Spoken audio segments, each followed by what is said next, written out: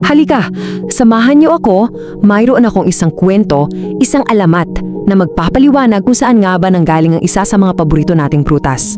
Pakinggan natin ang alamat ng ubas. Alam nyo, minsan ba habang kumakain kayo ng ubas, yung ang tamis-tamis, naisip nyo saan kaya to unang nanggaling? Well, yung sagot pala dyan nakatago sa isang napakatandang alamat na punong-puno ng hiwaga. Okay, Kim, simulan natin ang ating kwento sa pinaka-umpisa. Tungkol to sa isang misteryosong halaman. Okay, isipin nyo to ha. May isang malayong nayon noong unang-unang panahon. Yung buhay doon sobrang simple, payapa. Ang tahanan nila, yung kalikasan mismo. Diyan mismo magsisimula ang lahat. Pero isang araw, sa gitna ng simple nilang pamumuhay, may napulot silang kakaiba. Isang buto. Isang buto na alam mo yun, ngayon lang nila nakita sa buong buhay nila. Siyempre, nagtaka ang buong nayon. Ano kaya to? So, dito na tayo papasok sa gitna ng alamat natin. Yung mismong kwento sa likod ng buto at syempre yung paglalakbay ng mga taong nagpasya na magtiwala rito. Imbes na, alam mo yun, itapon na lang kasi di nila kilala, hindi. Nagkaisa yung mga tao sa nayon. Sabi nila, aalagaan natin to para sa kanila kasi parang kayamanan yung buto, isang simbolo ng pag-asa. Kaya naman, pinagtulungan talaga nila buong puso, buong pagmamahal. At ganito ang naging proseso.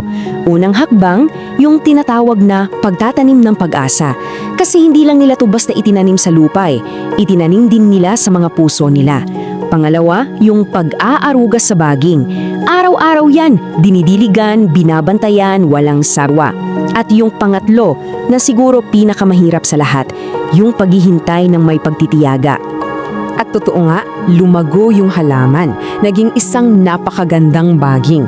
Ang problema, lumapas ang mga araw, tapos naging mga linggo, tapos naging mga buwan, pero walang bunga. Dito na talaga nasubok yung pananampalataya nila. Nagsimula na sila mag-isip, teka, may saysay pa ba itong ginagawa natin? Pero, alam niyo yung sakto, yung parang susuko na sila doon mismo. Isang umaga, may nakita silang iba. May mga maliliit na bilog na bigla na lang sumulpot sa mga sanga.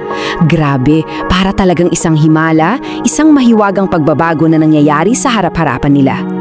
At dito na natin malalaman ang naging resulta ng lahat.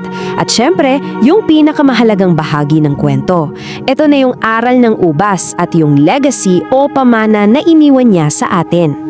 Yung mga miliit na bilog na yon, unti-unti silang lumaki, nagkakakulay, at naging mga kumpol ng napakatamis at bilog na prutas.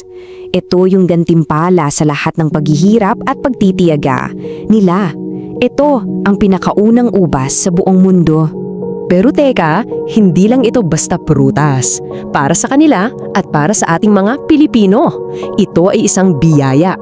At alam naman natin, di ba, ang biyaya, hindi yan sinasarili. Isa yang regalo na dapat ibinabahagi sa iba ng buong puso. So ano nga ba ang mga aral na iniwan sa atin ng alamat ng ubas? Una, yung kahalagahan ng pasensya. Pangalawa, na may gantimpala talaga ang bawat sakripisyo. Pangatlo, yung lakas na nakukuha natin kapag tayo nagkakaisa. At syempre, higit sa lahat, yung saya na nararamdaman mo kapag nagbabahagi ka sa iba. Kaya bago tayo magtapos, gusto kong iwan sa inyo ang tanong na ito. Pag-isipan nyo sana.